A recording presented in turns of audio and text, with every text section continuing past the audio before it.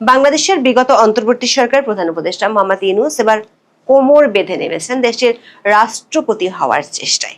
ইউনূসের এমন ইচ্ছে আর চেষ্টার কারণে বেশ বেকায়দায় পড়েছে তারেক রহমানের বিএনপি সরকার। একদিকে দেশে ও দেশের বাইরের কয়েকটি পক্ষ ইউনূসকে রাষ্ট্রপতি করার চেষ্টায় লবিস্ট হিসেবে গত 1.5 মাস ধরে কাজ করে যাচ্ছে।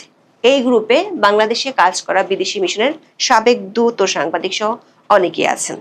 সবশেষ ঈদের আগে বিদেশি একটি শক্তি সরকারের শীর্ষ মহলের সাথে এ নিয়ে বৈঠকও করেছে। এদিকে ইউনূস ইউরোপ সফরে যাওয়ার পর বিষয়টি জেনে যায় তার বিরোধী পক্ষ।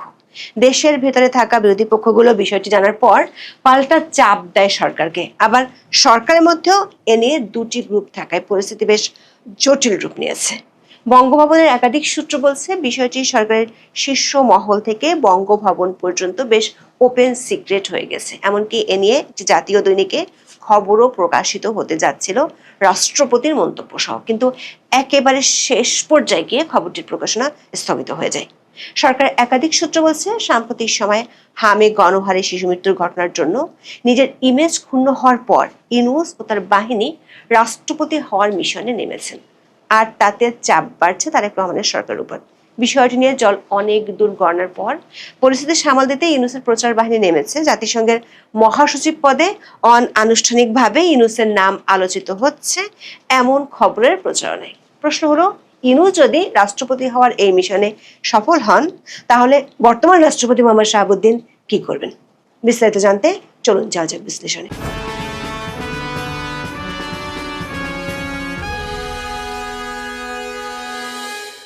মোহাম্মদ ইউনূস 24 আগস্টে বাংলাদেশের অন্তর্বর্তী সরকার প্রধান উপদেষ্টা হওয়ার কয়েক মাসের মধ্যে তার কিছু অনুসারী রাষ্ট্রপতি হওয়ার প্রস্তাব দিয়েছিলেন। বিশেষ করে দায়িত্ব নেওয়ার পর থেকে মব সন্ত্রাস দমন, প্রতিরক্ষা, অন্তর্ভুক্তিমূলক রাজনীতি, বিদেশি কিছু ইস্যুতে মোহাম্মদ ইউনূসের সাথে বাংলাদেশের সেনাপ্রধান জেনারেল ওয়াকারুজ্জামানের দূরত্ব তৈরি হয়েছিল। প্রথমে 24 অক্টোবরে তার কিছু অনুসারী এ ধরনের প্রস্তাব দিয়েছিলেন। এ নিয়ে তখন শোডাউনে নেমেছিল ইনকিলাব মঞ্চ।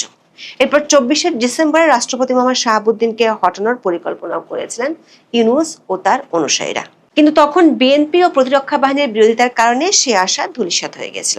চলতি বছরের 20 ফেব্রুয়ারি রাষ্ট্রপতি মোহাম্মদ শাহাবুদ্দিন দৈনিক কালের কণ্ঠকে একটি সাক্ষাৎকার দিয়েছিলেন।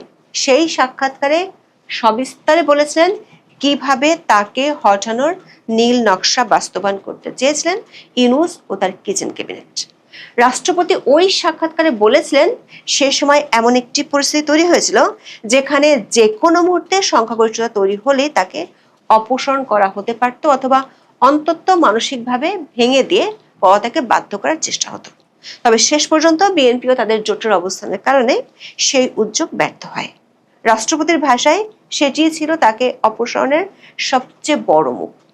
উদ্যোক্তারা এতটাই আত্মবিশ্বাসী ছিল যে তারা বিষয়টি চূড়ান্ত নিষ্পত্তি করে ছাড়বে।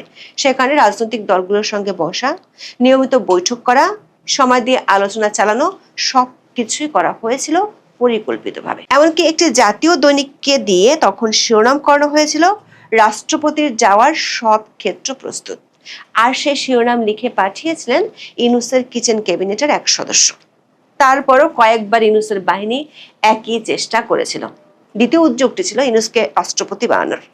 সেটি শুরু হয়েছিল 2025 সালের মে মাসের দিকে। হঠাৎ করেই তখন মাঠে নামানো হয় ইনকিলাব মঞ্চকে। গত বছর 24 মে ইউনূসের কিচেন ক্যাবিনেটের সদস্যরা লোক ভাড়া করে শাহবাগে জাদুঘরের সামনে মার্চ ফর ইউনূস কর্মসূচি পালনের আয়োজন করে। কর্মসূচিটির আয়োজন করা হয়েছিল দেশের সর্বস্তরের জনগণ ব্যানারে।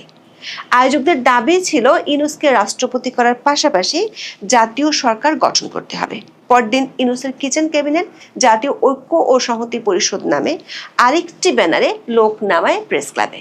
সেখানে মানিক মিয়া হলে আয়োজিত বাংলাদেশের কাঙ্ক্ষিত আগামীর জাতীয় সরকারের রূপরেখার উপর নাগরিক ভাবনা বিষয়ক মত বিনিময় সভার এক অদ্ভুত প্রস্তাবনা তুলে ধরা হয়েছিল। প্রস্তাবটি ছিল নির্বাচন ছাড়াই ইউনূসকে রাষ্ট্রপতি আর তারেক রহমানকে প্রধানমন্ত্রী করতে হবে। এমন সব ব্যর্থ চেষ্টার মধ্যে গত বছরের 13 জুন লন্ডনে বসে মোহাম্মদ ইউনূস আর তারেক রহমানের মধ্যে বৈঠক অনুষ্ঠিত হয়েছিল। এরপর বাংলাদেশের ত্রয়োদশ জাতীয় সংসদ নির্বাচনের পর আরেকটি বৈঠক হয়েছিল। বাংলাদেশ নিয়ে লেখালেখি করেন ব্রিটিশ সাংবাদিক ডেভিড বার্গম্যান এক পোস্টে লিখেছিলেন, তারেক রহমান এবং ইউনূসের মধ্যে আলোচনায় রাষ্ট্রপতির পদ প্রসঙ্গে উঠেছিল। নির্বাচনে জেতার পরপরই বিষয়টি নিয়ে খবর প্রকাশ করে ভারতীয় গণমাধ্যম এনডিটিভি। বিষয়টি নিয়ে তখন সংবাদ মাধ্যমটি তারেক রহমানের উপদেষ্টা হুমায়ুন কবিরের সাক্ষাৎকার নিয়েছিল। এনডিটিভির খবরে তখন বলা হয়েছিল, মোহাম্মদ ইউনূস এবং তারেক রহমানের মধ্যে সমঝোতার কথা উল্লেখ করে হুমায়ুন কবির বলেছেন, রাজনীতিতে কিছুই অসম্ভব নয়। তারেক রহমান এমন সিদ্ধান্ত নেবেন যা দেশকে এগিয়ে নিয়ে যাবে এবং দেশকে অভ্যন্তরীণ ও আন্তর্জাতিকভাবে একটি ভালো অবস্থানে রাখবে। এরই মধ্যে ইউনূস ক্ষমতা থেকে যাওয়ার মাত্র কয়েকদিন আগে নিজের নিরাপত্তা নিজে নিশ্চিত করে গিয়েছিলেন। দায়িত্ব হস্তান্তরের তারিখ থেকে 1 বছরের মেয়াদের জন্য নিজেকে নিজে ভেরি ইম্পর্টেন্ট পার্সন বা ভিভিআইপি হিসেবে ঘোষণা করেন। 13তম জাতীয় নির্বাচনের 2 দিন আগে 10 ফেব্রুয়ারি এই গেজেটটি জারি করা হয়। নির্বাচনের 1 মাসের মধ্যে হামের প্রাদুর্ভাবে শত শত শিশুর মৃত্যু হলে পরিষ্কার হয়ে যায় ইউনূস ও তার স্বাস্থ্যমন্ত্রী নূরজাহান বেগমের অবহেলা আর অদক্ষতা। বিএনপি প্রথম দিকে ইউনূসকে বাঁচানোর চেষ্টা করলেও আন্তর্জাতিক সংস্থাগুলো সরাসরি ইউনূসের সরকারকে দোষী করলে আর কিছুই করার থাকে না। একই সময় ফাঁস হতে শুরু করে ইউনূসের কিচেন ক্যাবিনেটের সদস্যদের গোপন কাহিনী। অবস্থা বেগতিক দেখে ইউনূস ও তার বাহিনী নতুন মিশনে নামে, সেটি হলো রাষ্ট্রপতি হওয়ার মিশন। এর মধ্যে ঢাকায় একটি বিদেশি দূতাবাসে 2 মেয়াদে কাজ করেছেন এমন একজন লবিস্ট সরাসরি ইউনূসের পক্ষে সরকারের কাছে তদবির করেন। বিদেশি মিশনের এই সাবেক কর্মকর্তা দক্ষিণ এশিয়ার আরো একটি দেশে কাজ করেছিলেন। সেই দেশটি থেকেও বাংলাদেশ সরকারের কাছে তদবির আসে ইউনূসকে রাষ্ট্রপতি বানানোর জন্য। 26শে মে বিষয়টি নিয়ে বিএনপি সরকারের শীর্ষ একটি মহলের সাথে একটি বিদেশি দেশের রাষ্ট্রদূত এবং মোহাম্মদ ইউনূস বৈঠক করেন। সেই বৈঠকের পর বেশ বড় রকমের চাপে পড়ে যায় সরকার। একটি সূত্র বলছে, ইউনূসকে রাষ্ট্রপতি বানানোর অর্থ হলো এবার বিএনপিকে রাজনীতি থেকে মাইনাস করা। এটা সরকারের হাইকমান্ডের কাছে পরিষ্কার। কিন্তু নানামুখী চাপ কিভাবে সামলাবে সেটি নিয়ে সরকারের ভাবনার মধ্যেই ইউনূস পাড়ি জমান ইউরোপে। কোরবানির ঈদের আগের দিন কাক ভোরে টার্কিশ এয়ারের বিমানে দেশ ছেড়ে গিয়েছেন বিগত অন্তর্বর্তী সরকার প্রধান উপদেষ্টা মোহাম্মদ ইউনূস। সচরাচর নোবেলের শান্তি পুরস্কার বিজয়ী ইউনূসের প্রতিটি বিদেশ সফর তার সংস্থা গ্রামীণ কর্তৃপক্ষ কিংবা ইউনূস সেন্টার থেকে বিজ্ঞপ্তি দিয়ে জনগণকে জানিয়ে থাকেন, কিন্তু তার এবারের সফরটি নিয়ে তার কোনো বিজ্ঞপ্তি প্রকাশ করেননি। বিষয়টি অবাক করেছে অনেককেই। মোহাম্মদ ইউনূস ফ্রান্স, নেদারল্যান্ডস এবং ইতালি সহ কয়েকটি দেশে নিজের প্রতিষ্ঠানগুলোর প্রচারে বক্তব্য দিয়ে বেড়ান। ফ্রান্সে আছে ইউনূসের একটি প্রতিষ্ঠান যার নাম ইউনূস ফ্রান্স। 24শে জুলাই আন্দোলনের সময় এই অফিসে বসে বিশ্বের বিভিন্ন সংস্থার কাছে চিঠি পাঠাতেন মোহাম্মদ ইউনূস। এবারও রাষ্ট্রপতি হওয়ার তদবিরে ইউরোপের শক্তিশালী দেশগুলো যাতে তাকে সমর্থন দেয় সেজন্য তার পক্ষে তদবির করতে মাঠে নামায় ইউনূস ফ্রান্সের কর্মকর্তা। দেশে ও দেশের বাইরে থেকে ইউনূসের পক্ষে সরকারের উপর চাপের বিষয়টি এরই মধ্যে জানাজানি হয়ে যায় দেশে ও দেশের বাইরে থাকা ইউনূস বিরোধীদের মধ্যে। বিষয়টি বঙ্গভবন সূত্রে একটি পত্রিকাও জেনেছিল, কিন্তু সংবাদ তৈরি করেও শেষ পর্যন্ত সেটি আলোর মুখ দেখেনি। বঙ্গভবন সূত্রে জানা গেছে, বিষয়টি নিয়ে সরকারের শীর্ষ মহলের সাথে বঙ্গভবনেও আলোচনা হয়েছে। যারা ইউনূসের আমলে বাংলাদেশে ইউনূস বিরোধী ছিল সেই পক্ষটি বেশ সক্রিয় হয়ে ওঠে। এই কয়েকমুখী লড়াইয়ে আপাতত বিপক্ষে পড়েছে সরকার।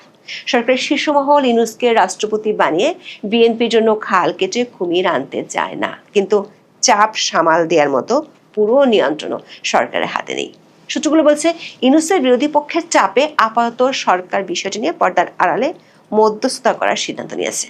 সে খবর শুনে অবশ্য ইউনূসের পক্ষের গ্রুপটি অন্য আরেকটি আলোচনা সামনে আনছেন। সেটি হলো জাতিসংঘের বর্তমান মহাসচিব অ্যান্টনিও গুতেরেসের মেয়াদ শেষ হচ্ছে 31শে ডিসেম্বর। এর মধ্যে সংস্থাটির পরবর্তী মহাসচিব নির্বাচন নিয়ে আন্তর্জাতিক অঙ্গনে আলোচনা শুরু হয়েছে। সম্ভাব্য প্রার্থীদের তালিকায় বিভিন্ন দেশের সাবেক রাষ্ট্রনেতা ও কূটনীতিকদের নাম ঘুরছে। সেই আলোচনায় মোহাম্মদ ইউনূসের নামও অনানুষ্ঠানিকভাবে উঠে আসছে বলে তারা খবর প্রচার করছে। এখন এই পর্যন্ত। সবাই ভালো থাকুন, সুস্থ থাকুন, নিরাপদে থাকুন। দেখা হবে আগামী পর্বে।